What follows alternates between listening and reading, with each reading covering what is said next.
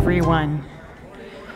It's so nice to be with you all again, and today we're going to be talking about affirming, encouraging, and challenging one another.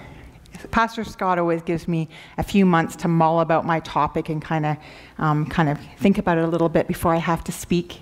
And as I was mulling over the last several months about it, I was thinking about times in the past where people have affirmed me or encouraged me or challenged me. And I thought of a funny story where I was working for a counseling agency about 10 years ago, and we had 2 shifts. And one of the shifts was during the daytime, and one of the shifts was more evenings, afternoon and evenings, just to help accommodate clients being able to come in and get support. And so that morning I was out and about doing my banking and getting my running around done and doing a little bit of housework. And when I went into work at 1 o'clock, feeling good about the day, and I see my team leader beelining to me. Now, maybe you have ever worked in a place like this where it's kind of like no news is good news. You can relate to that, yeah? So you don't get a lot of encouragement, you don't get a lot of that positive feedback. So you kind of just do your job, and you're just kind of happy if no one is talking to you, because if someone's talking to you, it's usually, something's gone wrong. So my team leader's beelining to me. She meets me in the middle of the hallway and says, "Cheryl, wow, we just want to thank you for your wisdom, for all your hard work around here. I want to thank you for your ability to handle crises, for your leadership in this team." And I'm sitting there frozen going, is this happening? Is this finally happening? I'm getting the encouragement I need. It's like a balloon filling up. It's like, finally, I've reached the place. And she was just kind of finishing her accolades to me when my friend and fellow counselor Melody walked by and said, "Not that Cheryl, the other Cheryl." And I saw my team leader freeze and then said, forget it, as she walked away. Well, over the afternoon, I found out what had happened before I went in at 1 o'clock. So before I went in at 1 o'clock, there was a client who had come in a mental health crisis. And she felt, she was running through the office, barricading herself. She really feared for her life. And lo and behold, who was in that back room that she barricaded herself with? The other counselor named Cheryl. And so Cheryl de-escalated the situation so well. My team leader came in at 1 o'clock, heard the story, attached that story to the wrong Cheryl, and by accident gave the wrong encouragement. So my friend Melody, for many years after that, if anything positive happened in my life, and she'd be like, "Is it you, Cheryl, or the other Cheryl?" It was like the running joke around there. So hopefully, we won't be getting encouragement like that where it's handed out and then taken back. But we're going to look at, what do we mean by affirming? What do we mean by encouraging? And what do we mean by challenging, to start off with? So how I would define affirming would be something like validation. So what we're doing is we're on the right track, and we're looking into someone's life and we're saying, keep going. So I noticed this morning, I saw your compassion this morning, keep going with that. Or I noticed how hard you worked on that project, keep going with that. So people are on the right track, and we're just kind of validating or affirming them in that. But encouraging is a little bit different. I would say encouragement is the next step down. So how I differentiate the two is look at the word courage in encouragement. So we look in the word courage, the person's on the right track. They're doing what they need to be doing, but we're trying to instill some courage to help them down that path just a little bit more. Get them moving just a little bit farther. And then with challenging, there's 2 types of challenging, and I bet you if I polled the people in this room this morning and said, what do you think about challenging? We kind of tend to always go to the negative part of challenging, right? Generally, right? But there's 2 types of challenging. One type of challenging is we're on the right track, and now we're facing an obstacle, or we're facing a barrier. And so we're actually challenging the person to get up over that barrier or that obstacle. It could be in work life, relationship life, it could be in friends' life, and asking them to kind of get up over that barrier and to meet that challenge. And then there's the other part of the challenging part, is when we have to go to people and speak the truth in love, and that can kind of be difficult. That can be hard on us. I watched, I was listening to a pastor one time, and he always talked about the times where people came and challenged him. People came to challenge him from his church, from his family, from his friends. And you know what he referred to that as? He referred to it as the times in his life he was deeply loved, where people were brave enough to come and actually speak that truth and truly love him. So we're going to look at these three aspects. So first of all, let's look at our scripture passage for today. And it's found in Ephesians. And the Apostle Paul is imprisoned at this time in Rome when he writes this to the church. And he was working in the church of Ephesus on his second missionary journey, and then for 2 years in his third missionary journey. He's now in Rome imprisoned, and he's writing to the church, and he's saying, I'm going to teach you how to grow up in the church. I'm going to teach you how to be unified together. And so we're going to start off with verse 14 there. Then we will no longer be infants, tossed back and forth by the waves, blown here and there by every wind of teaching, and by the cunning and craftiness of people in their deceitful scheming. Instead, speaking the truth in love, we will grow to become in every respect the mature body of him who is the head, that is Christ. From him the whole body, joined and held together by every supporting ligament, it grows and builds itself up in love, as each part does its work. So that's going to be our challenge today, is finding out how can we be affirmers and encouragers and people who challenge so we can all be doing the work together. So when we speak the truth in love, that we have an opportunity for that truth to heal us, right? So we have an opportunity for healing. And sometimes when we speak the truth in love, there is a little bit of hurt in that. Sometimes people can feel hurt, and guess what? We can still heal. Right? So that's a beautiful part of speaking the truth in love. So let's start with affirming. Imagine these wells is our emotional ability to affirm others. Okay? So this is our ability to pour out affirmations to others. Affirmations might be scripture verses, it might be statements. We saw the little girl this morning. She had a full well, didn't she? She was working from a full well in that video clip. She was pretty sure of herself, and she was being able to affirm. And so if we think about that dry well there, if we're walking around like a dry well, you know what usually comes out? Usually what comes out is criticalness and judgment, right? But if we're having this full reservoir, that gives us an opportunity to pour out into other people. And without us having the opportunity or taking that opportunity to fill up our well, we might not be able to affirm others in the way that we hope to. So when you think about affirming, it's pretty obvious that people are starving for affirmation, or with the well analogy, people are dying of thirst for affirmation, right? We live in a very critical and a very negative society, and so we need that affirmations. And we need to start with affirming ourselves first. So we need to be working out of a full well. The other point here is that affirmation is a form of love. So sometimes it's pretty easy to go to the neighbor's house and cut the lawn, or make a casserole, or give somebody a quick call, or maybe send a card. I'm suggesting that it takes a lot of vulnerability to affirm others, right?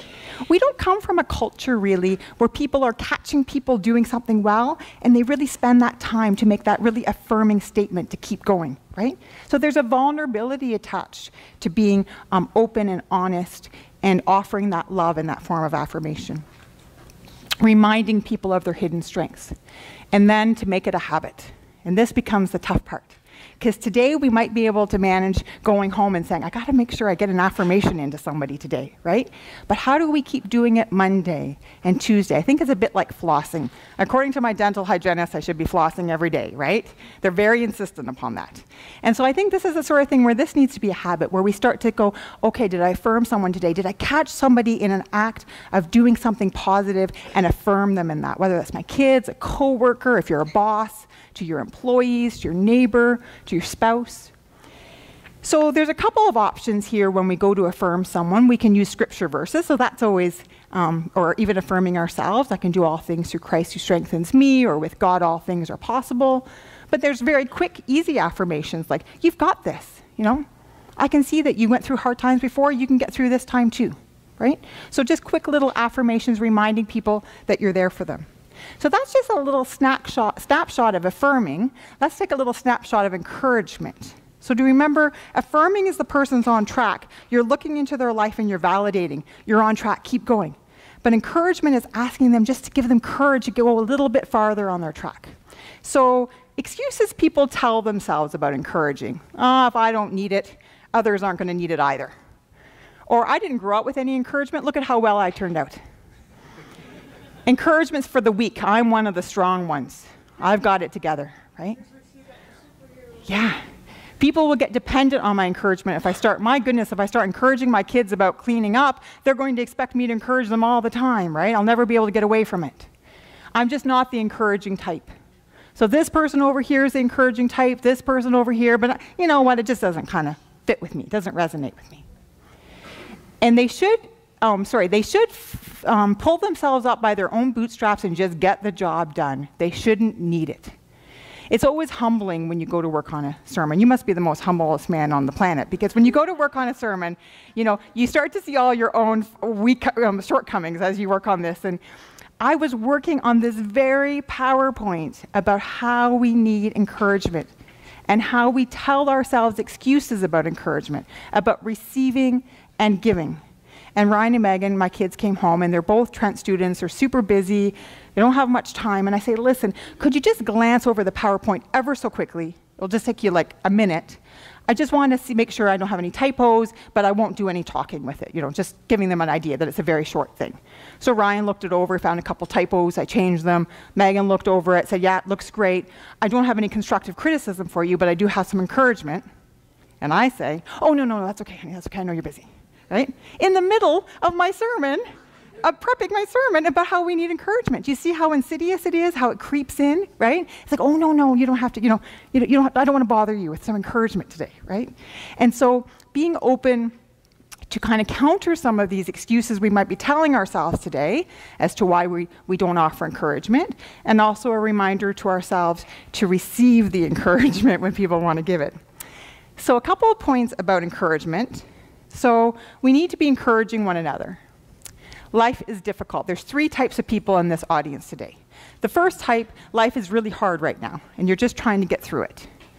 The other part is you just came through a really difficult time, and you're just so grateful that you're on the other side. And the third part of our group here is about to go into a difficult time. How do I know that? Because life is difficult. And if we started going through each person, they'd be able to tell us which part of that they're in, right? So life is difficult. We need encouragement from one another. The second point is, it's very easy to feel overwhelmed. So I like to think of an emotional thermometer, and 0 to 10. And we always have some stress and some overwhelming feelings in our lives, always, right? 3, 4, 5, right? But it doesn't take long for that to climb up, does it? It doesn't take long to be at 6. Had a busy day at work, get home, unexpected bill, something breaks in the house, dogs barking, didn't take out something from the freezer. It doesn't take long to start to feel overwhelmed, right? Or to start feeling overwhelmed about even the lives of others, our loved ones around us. And so as that climbs, we need the encouragement of one another, and to be able to say, you can get through this. You can draw on the strength from the past. I know you can get through this.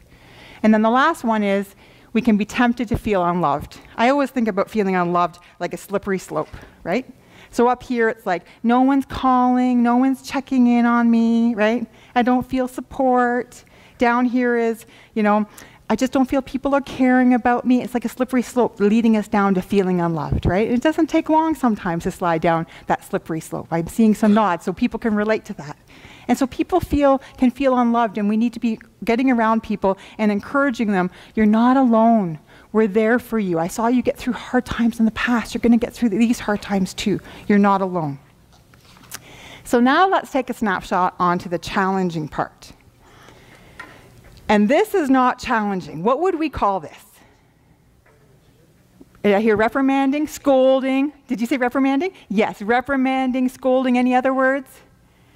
Nagging, thank you. Yeah, pointing the finger, right? Pointing the finger at someone else.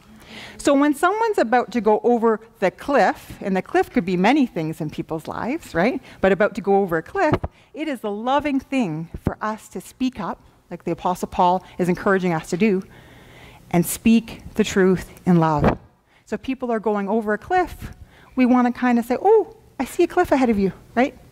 Why might we see that cliff and the person about to go over the cliff doesn't see it? I got a couple of reasons. First of all, we could be at a different angle. We could see life a little different. And so they don't actually see the cliff. In the life that we're living, they're so hurried and busied or grieving or hurt that they don't see what's happening. Or maybe we've gone over that cliff and we're kind of climbing up from the edge of that cliff. And so who knows better about that cliff than us, right? So we can kind of speak into that person's life and say, there's a cliff ahead. So that's the loving thing to do. But scolding, reprimanding, shaking the finger, nagging, that doesn't feel like speaking the truth in love. So how might scolding feel? Come up with a quick feeling words. How might scolding feel? Yell it out. Yeah, we might end up feeling embarrassed. Yeah, like we're less than. Yeah, what else? What else does scolding feel like? Degrading, yes. Did you see yours? Degrading, that's a good word, degrading, feeling less than again. What might scolding look like? So we had the finger wagging, that was great. What else might scolding look like? How might we describe it? Blaming, yes. So there could be blaming in that, magnifying the person's behavior. And how might challenging, speaking the truth in love, feel different? What might feel different about being challenged? So being challenged can always feel hard or difficult, but how might it be a better approach than the scolding? Yes? Trying to come at it from their angle instead of nice. So trying to look at it through their lens, what they're going through. Beautiful. What else? How might challenging look different than scolding? Yes? Yes, okay, so we're trying to be reasonable, meeting people adult to adult. Good. We're going to touch on that more a little bit later on. Thank you. Anything else that challenging might feel different? Yes? A judging stance to an empathy stance. So we're trying to really relate to where they're at. Good.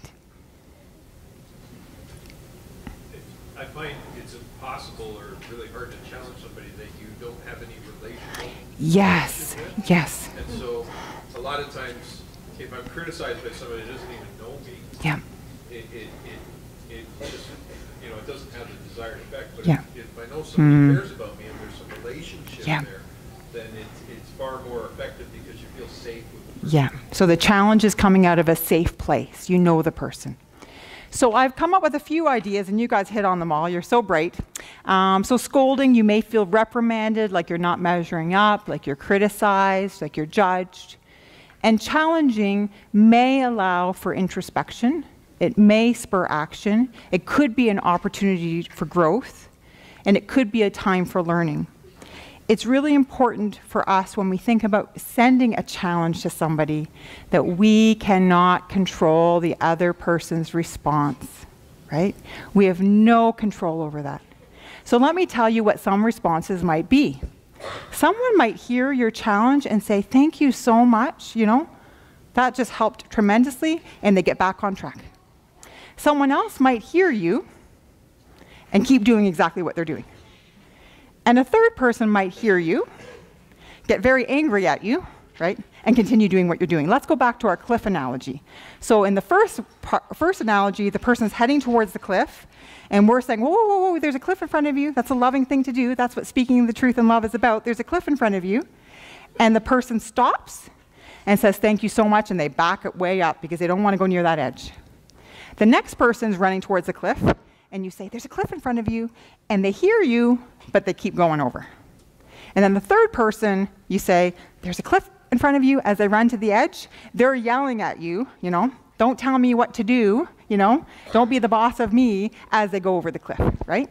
So because we give the challenge in love does not mean that we did the wrong thing if it doesn't go over well. Now, do I think we should spend time of introspection and say, would I have done anything different? Of course we should. We should be doing that in all interactions, right? You know, would I have changed my tone of voice? You know, would I have maybe done that in public to make it a little less stressful? Would I maybe would have met in private to make it a little less stressful? Of course we should have times of introspection, but we can't be always taking on the responses of others. So if people respond poorly to our challenge, does not mean we should stop challenging. So keep reminding ourselves that our job is to try to kind of stay on that side of things where we're challenging, not scolding, but we cannot control how others are going to respond. So what might keep us? What kind of fears are out there that might keep us from being honest? So I've come up with a couple, well, actually David Burns came up with some that I took from him. And one of them is conflict phobia. So try to see if you can find yourself on this list. And if you find yourself multiple times on the list, that's okay. We just know what kind of fears you might be having. So what might keep us from being honest and challenging others? David Burns is suggesting conflict phobia. So conflict is dangerous and should be avoided at all cost.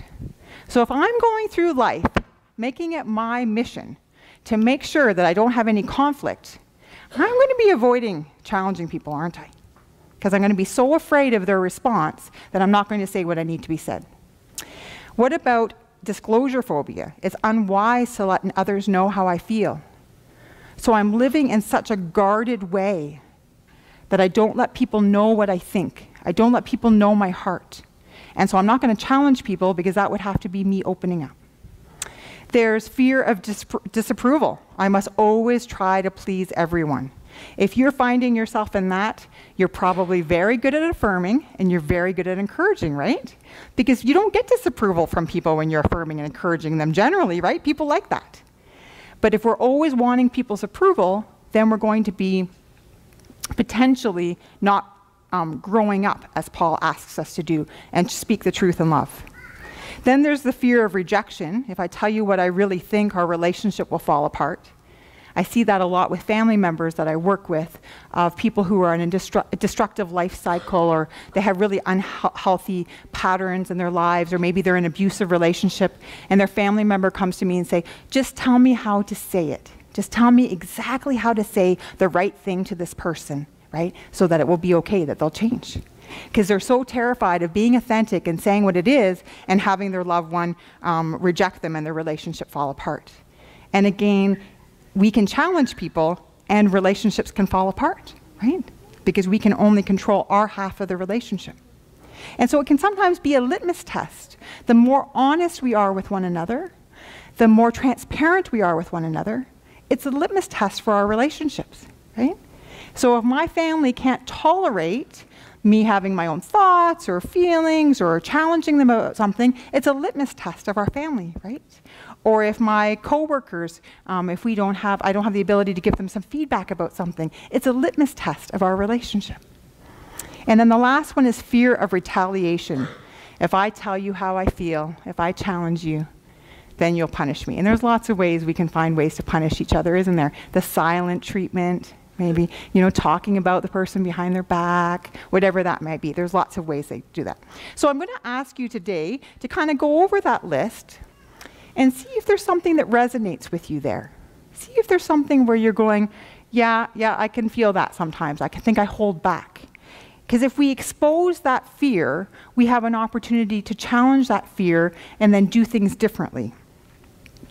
So Pastor Scott mentioned about being confronted with somebody that you know, right?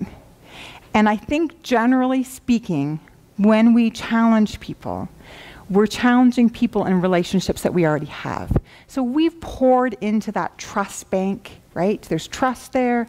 We've affirmed them. We've encouraged them. So the challenging part kind of just feels like a natural progression of our relationship, right?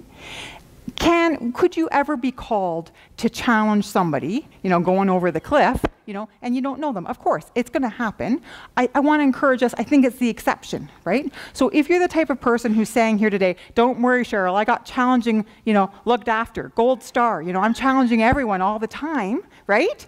Too far, right? Come back and practice affirming and encouraging. In fact, I would say to that person who's really good at challenging and you're always doing it, take 30 days off of challenging, right? Give yourself a break. Just focus in on the affirming and the encouraging and pouring yourself into others. And if you're sitting here going, I'm really good at affirming and encouraging, but I haven't been kind of growing up and practicing the skills of challenging, then I'm saying, okay, let's get over here. Let's get over here and start practicing being a little more authentic, being a little more real, and challenging those people in our lives. When I first started as a counselor 12 years ago in a formal setting, I remember so well my first supervision with my team leader. And she said, Cheryl, you got the supportive, encouraging thing down pat. You got it. You're good. Now we're going to work on being more challenging and more directive, because you're going to have to say very, very painful things to people over your lifetime as a counselor, and they're hurting, right? So you're not only saying painful things to people, but you're saying very painful things to people who are already hurting. But that's a loving thing to do.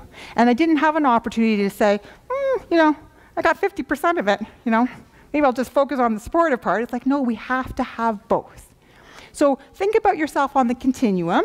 I know everybody here has strengths on one side or the other. And think about where do you need to lean a little more that you haven't been practicing. One trick that I've used over the years, so many times, countless times, that I'd like to share with you, is to ask people's permission to give the challenge. When someone's imminently going over the cliff, don't ask the permission, just tell them, right? Right? Yeah, just that's a time-sensitive measure, right? But if you have time to ask the person, could I give you some feedback? I have a challenge for you today. Could I offer you that challenge? Do you know what I see happen? I see people kind of bracing themselves. They sit up, they get closer to me, their eyes get bigger. We're helping them kind of prepare for it, right? We're giving them choice in the matter. We're giving them a little bit of control. It's that respect piece, right? Where we're not scolding people. We're saying, I see something in your life that you might not see. I'm looking into your life at an angle that you might not see it at, right? And I'd like to offer you that feedback. And no one's declined me. Not everyone's liked the feedback. Not everyone's liked the challenge. But no one's declined me at least the offer, right, to give it. People are interested in that. So asking permission to give the feedback. So, can we go to the next one here? Sorry. So parent, adult, child roles. So many of you might be familiar with this. And the idea, when we think about affirming, encouraging, challenging, we're thinking about relating to people in an adult to adult way. So what does that look like? Well, if I slip up into that parenting role, and by the way, if you're parenting children under 18, keep parenting them, right? But this is just in other relationships, right? And if your kid's here, just keep being the kid, right? But in all other relationships, we need to be relating to each other adult to adult. So if we slip into that parenting role, we get scolding, we get reprimanding, we get judgy, right? And then what happens with the other person is sometimes there's like a counter reaction to that. And they slip down into a child role. And what might that look like? So you're two adults talking to each other. I get all judgy and scoldy, right? Scoldy, I just made up another word, scoldy. I do that when I get in front of people. And the person slips down into a child role. What might that look like? Give us a description. Give us some words to describe what that might look like. How might someone slip into a child role? What might they be saying at that time? How might they be looking? How might we know that this is not going in the right direction? Yes. Pouting, good. Yes, so they're pouting. Good. What else? Whiny, yes. Oh, hiding. Okay, so whiny. Yeah, whiny. Hiding, so hiding behavior. Good. Yes, Mike. I don't want to make me alone. Yes. Good. So that overreaction, we'd see that there. Yes. Yes. So they might actually be shrinking, right, Kelly, in front of us. Yeah. So this is just a nice little model for us to keep into our heads is how can we keep this so adult to adult? Even think about affirming and encouraging. Have you ever had anyone give you encouragement, but it felt a bit patronizing? Like they were feeling a little bit like the parent, right? That doesn't feel good, does it? You know, always relating in this adult to adult role, like we're growing up together. That's what Paul's saying, grow up together, right? So sometimes we are new in our faith, and that's okay because we're all growing together. We're growing up. And so staying in this adult role where we're respectful of one another, we can be confident with one another, what your needs matter, my needs matter. We have respect, working in that paradigm. So let's go back to our passage about growing up. So Paul's saying, speak the truth in love, we will grow to become in every respect the mature body of him who is the head, that is Christ.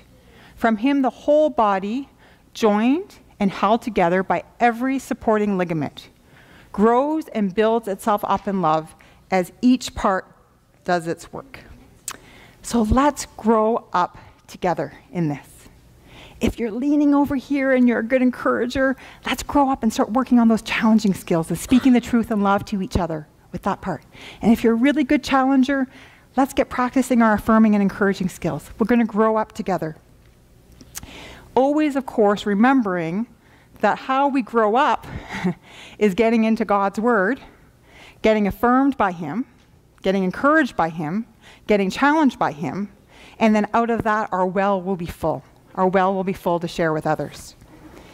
I wanted to leave you with an example of this that was so beautifully demonstrated in my life with older Christians who spoke into my life over the years. So when I was growing up, there was a couple who were missionaries for like 20 years, and I got to meet them as a young adult. So here I was, a kid, like 8 years old, 9 years old, 10 years old, going to prayer and Bible study with my parents, and we split off into our rooms, and we would pray for a missionary.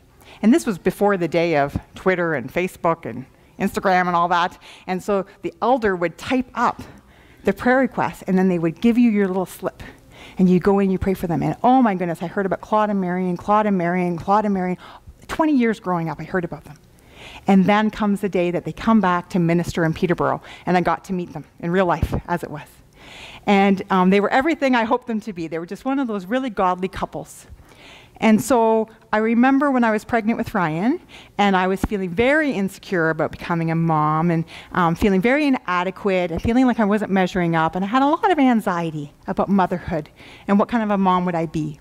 And Claude, as an older man in our church, would come up to me, put his arm around my shoulder and say, "You're such a good mama, Cheryl. You're such a good mama already. You're such a good mom." And every week he would see me, put his little arm around my shoulder and say, "You're such a good mom. You're such a good mom. You're already taking care of that baby. You're such a good mom." Affirming, affirming, affirming, right? So then years pass, and the kids, both kids are here at this point, and I'm part of a women's group. And his wife, Marion, was part of that women's group, and she'd be like, "Cheryl, come on up and open in prayer." Now, I grew up in a church that no women participated in any part of the program, ever. So unless you were in a women's group. So if you think Amish, we're going to one step down from Amish, okay? Because you think, am I good? Is it a good description? We grew up together in the same church. So just to give you a view, right? And so this is just not something I have any skills in, right? This is just not something I can do, right? And so Marion would be like, "Cheryl, get up here. You know, we're having a women's group. Come and pray." So come and pray. And then maybe a couple weeks down the road, "Cheryl, get up here, do some announcements for us." I remember she had me create some guidelines for the group. I think some of the stuff she was making up, right? Just to get me up there, get me going. And then it's like, "Cheryl, can you come tell us your testimony?" And, a couple months down the road, "Cheryl, come lead us in a little Bible study." And then comes the day she says, "I've booked a retreat at Elam, a women's retreat, and you're going to be the guest speaker," right? I really think she booked that thing to make me the guest speaker. I don't think it was like, we need a women's retreat. Who should we choose, right? She's bringing me along, encouraging. So remember, I'm on track, right? And she's just giving me the courage to take the next step. And she's giving me the courage to take the next step. And she's giving me the courage to take the next step, right? And so, my family thinks she opened up Pandora's box there, right? Maybe too far down the road, encouraging me down the path. And then later on in my life, when I was going through a very challenging time, Claude had already gone on to be with the Lord, and I was going through a really difficult time. Not a hard time, but the kind where like the world's fallen out from the bottom, that kind of a hard time. And she came to me and she said, "Cheryl, don't do anything stupid." Now, I'm a little bit reactive of a person, so someone tells me not to do anything stupid. My first thing is, "Stupid? You want me to show you stupid?" Do you know what I mean? Like, I'll show you stupid, right? I'm glad people are laughing because it helps me to know that I'm not the only reactor. And she said, "I've seen so many people in times of terrible loss react in a way where they can't take it back," right? So they do things and they have to pay the consequences for those things. And with tears in her eyes, she said, "I just never want to have to see you live with those consequences." And I'm telling you, that challenge was like received into my heart. Do you know what I mean? I stayed on that track because it's like Marion knew just what to say. She knew how to say that truth and how to say it in love. So I wondered if today, if I could leave you with an affirmation, an encouragement, and a challenge. So your affirmation today is, you're a child of God. You're the apple of his eye. You were bought with a price. Keep going. Keep going on your journey. And I want to leave you with an encouragement. You're on track. You're going, but you need to take the next step. And you know what that step is. And so the encouragement is, take that step, take that leap. And could I challenge you today to be real with each other, to grow up together, to not be afraid to speak the truth in love, And before you speak the truth in love, invest in someone, invest in their life so that they'll be ready to hear you and hear your voice. Can we just close in prayer? Father, I just am so grateful to you that when you spoke the truth in love, you did it in your Son, and he came and he taught us how to relate to one another. He taught us how to be brave and speak up when needed and how to encourage. And we thank you for your word that continues to do that in our lives now.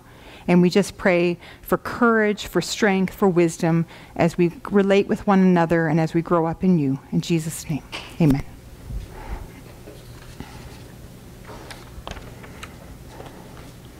We have a few minutes for questions. So if anybody has a question for Cheryl, you can either text it to me on the number on the screen, or you can just ask it. Scotty, you're wandering around with the mic, aren't you? Where's Scott Pierce? Right. Oh, there you go. Blended right in. Someone, question or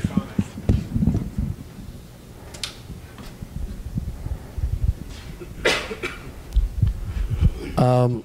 Is it safe to say that there's a right way and a wrong way to put these comments or encouragement to people? Yeah. There's a blunt way that sometimes you have to be blunt, and other times you have to be, you know, sort of watch what you say and how you say it. Yeah, I'm so glad you mentioned that. And I think that goes back to invested in people's lives, right?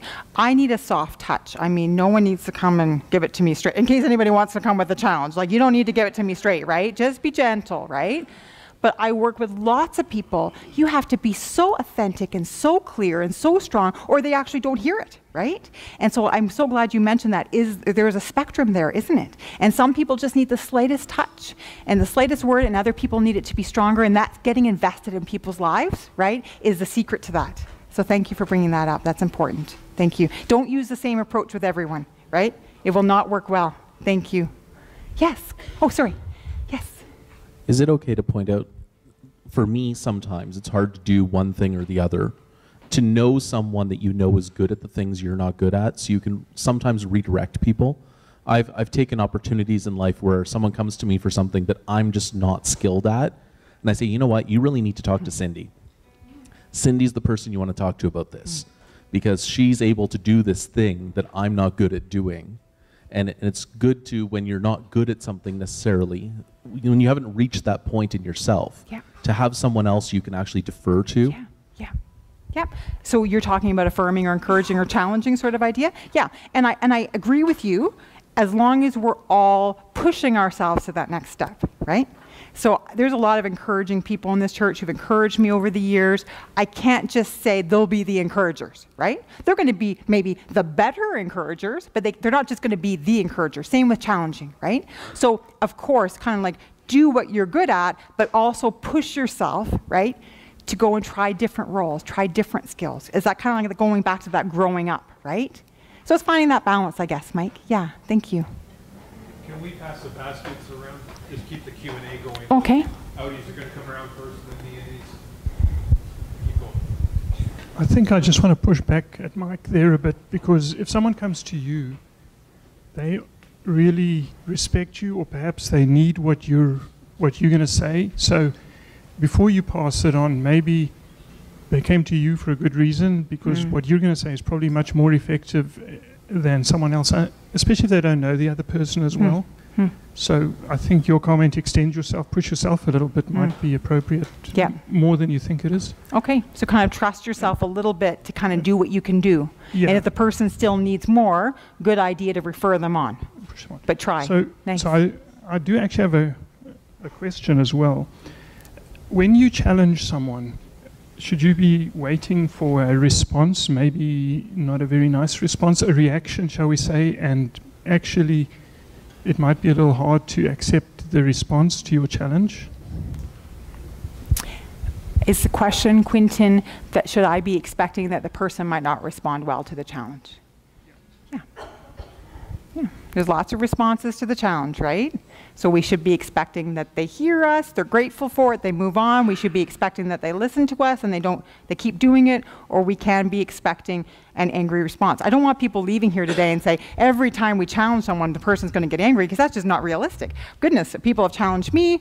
I haven't gotten angry. I've challenged others. They haven't gotten angry, but it's certainly a possibility. And if it's somebody who is an unsafe person, we would never want to be challenging them one-on-one by ourselves, right? If it's an unsafe person, it might be over the phone. It might be with the support of others. Yeah. But yeah, anticipating what that might be like would make it help better. Oh, yes. Related to that point you made about the going over the cliff, Yeah. I was just reminded when Quentin said that, I was thinking there are times in my life when I've experienced people who do a fourth option. They react angry, they don't like what you had to say, and then they realize you're right, but they'll never admit it, and they don't go over the cliff. Yeah, nice, Mike. Nice. Good. Sure. They might respond angrily to us, but they did hear us, right? Nice. Very nice. Good. Okay. Good. Cheryl, you give her a hand.